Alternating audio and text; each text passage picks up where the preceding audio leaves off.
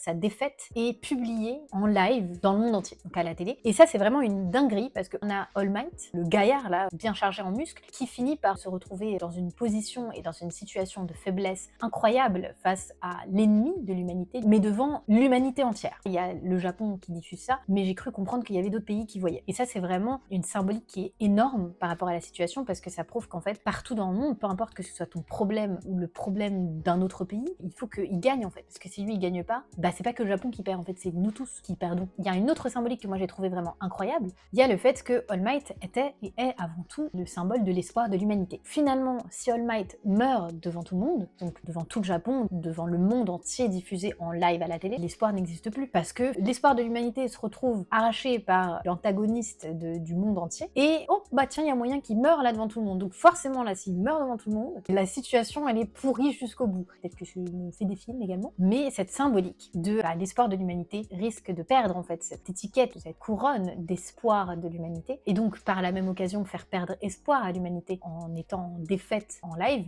c'est pas facile à vivre, hein. C'est quand même compliqué comme situation.